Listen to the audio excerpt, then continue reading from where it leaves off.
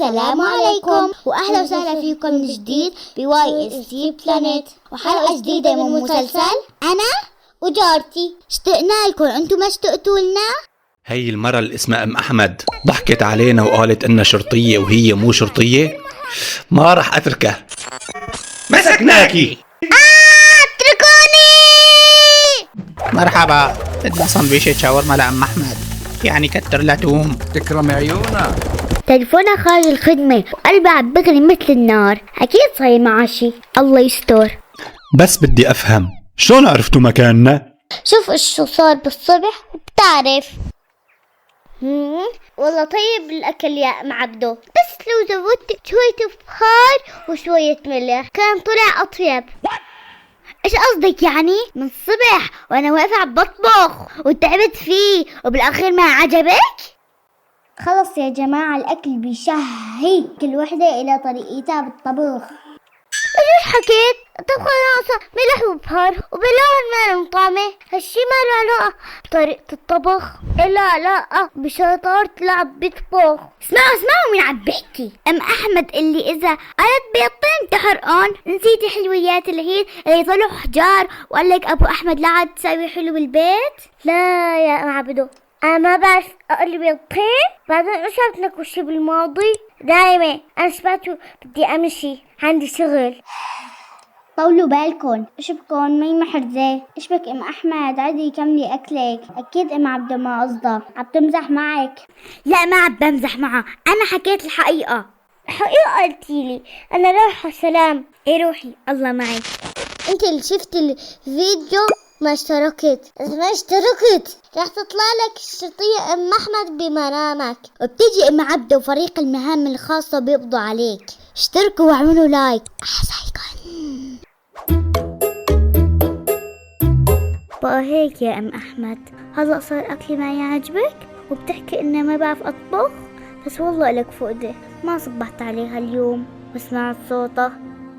ايه هيك خلتيني اروح من دون ما اشبع عيني بالاكل. ايش حكيت لا تزعل هيك؟ والله ما بحسن على زعلة، لهلا ما سمعت صوتها اليوم.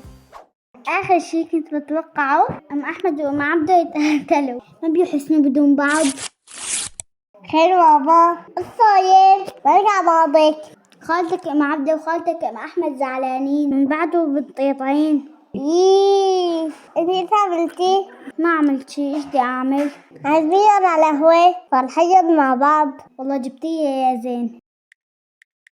السلام عليكم، شلونك ام عبيد؟ ايش اخبارك؟ ايش عم تعملي؟ اهلين ام امير، الحمد لله تمام، ما عم بعمل شي، مالي نفس لشي والله يا اخي. اشتقتي لام احمد ما هيك؟ ام احمد لا تجيبي لي سيرة تطاول، لا اشتقت لها ولا شي. طيب ايش رايك تجي تشربي؟ عندي فنجان قهوه. ان شاء الله تقول لام احمد اشوفه واسمع صوته، ما بحسن بلاها. إيه تمام، بس لا تكوني قايله لها ام احمد. ها ايش بدك؟ لمين قلت ولمين ما قلت؟ عم بستناكي ديها، لا تتاخري. ماشي، نص ساعه وبكون عندك ان شاء الله. السلام عليكم، شلونك ام احمد؟ اهلين ام امير، الحمد لله الله مفضل. سلامتك من مشتاقه لام عبده ما هيك؟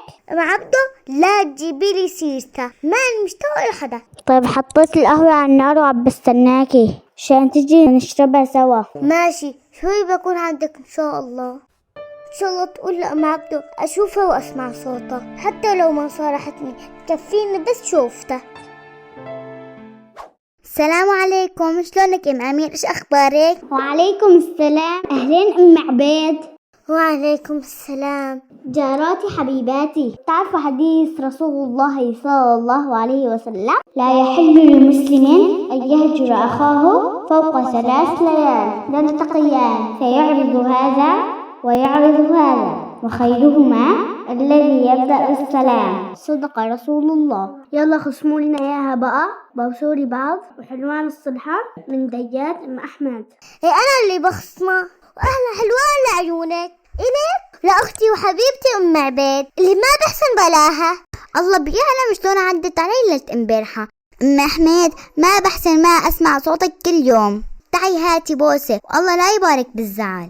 الخلاف بصير بين الاخوات بس ما بدوم، المهم القلب يضل صافي. وبالمحبة نضل سوا، ونسأل الله الذي جمعنا بالدنيا على حبه أن يجمعنا في جنان النعيم.